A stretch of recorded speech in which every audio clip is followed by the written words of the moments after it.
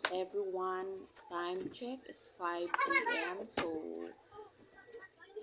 mag-good morning lang po ako sa inyo dahil kapag business ito po ay kailangan mag-morning. Hindi tayo magamit ng good afternoon. So, ang gagawin natin ngayon ay magluluto tayo ng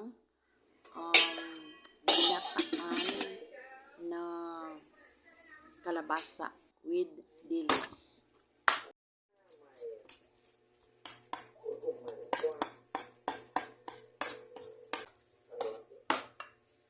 Ayan po, ang inuna natin, yung kalabasa, ano na siya,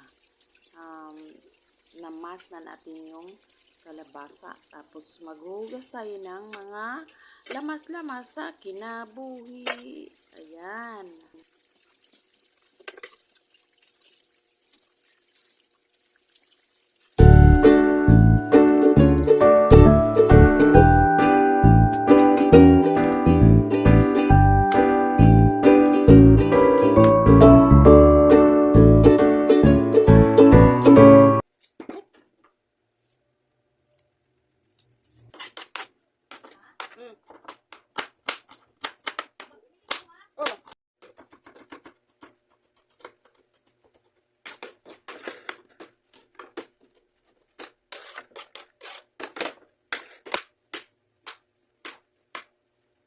Guys, alas 5 na pasado.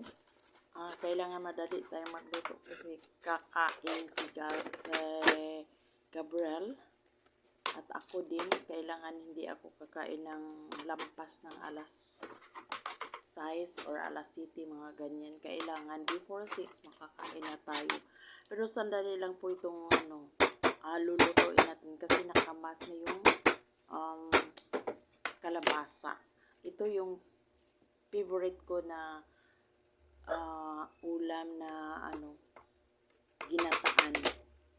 At saka talagang sulit po ito para sa mga may mga edad na, para sa atin mga medyo nasa middle, saka pwede rin sa mga bata.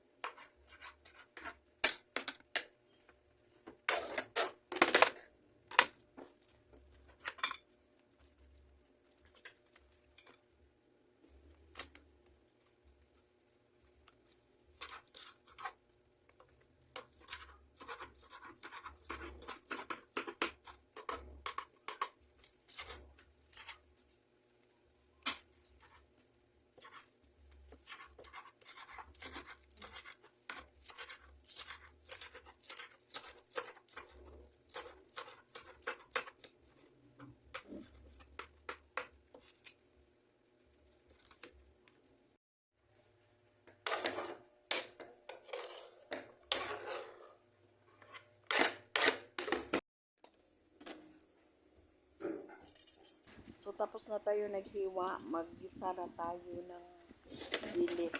Igisa muna natin bago natin ihalo dun sa kalabasa. Ayan. Masarap talaga itong dilis. Ito kasi hindi siya malalaki. So, now, maggisa na tayo. Sa mga lamas-lamas sa kinabuhi. Ayan.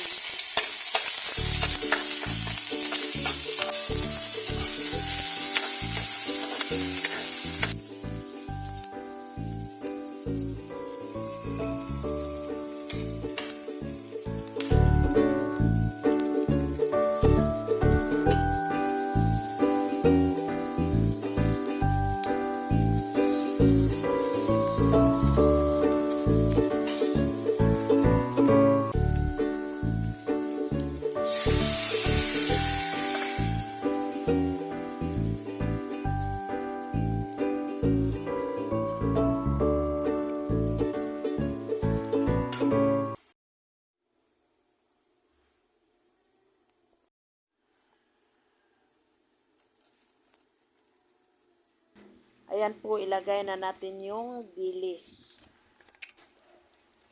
Ayan po. Ilagay na natin yung gata. Wow.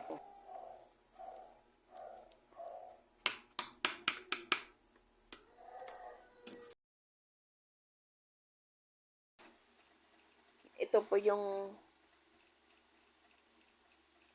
kalabasang sinabaw. Pwede po ito sa mga bata. Ayan, pwede sa mga tiguang, tiguang ba yun? Yung mga medyo matanda na kailangan silang sabaw. Ayan po, ayan. Lagyan na natin ng sibuyas, dahunan. Ayan, matapos na yan yung ulam natin. Ang sarap nito. Talagang napaka-nutritious po itong gulay na ginawa natin na sabaw, kalabasang ginataan na may gilis. Talaga.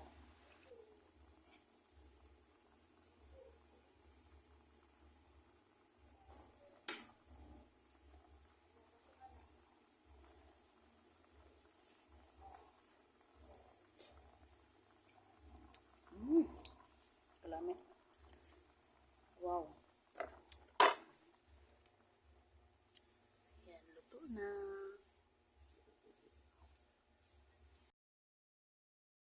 Ayan na. Luto na ang ating ginataan na kalabasa na may dilis.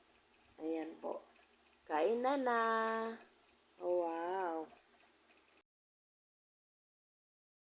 And guys, thank you so much sa pagpanood niyo sa video ko. Thank you all for commenting my video. Thank you so much. Start to here, our channel member, Irene Alvar, channel member.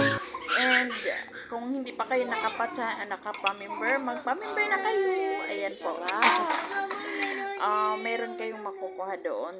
Kayo ay magpa-member, may mga magandang makukuha kayong perks doon. At yan, thank you for watching!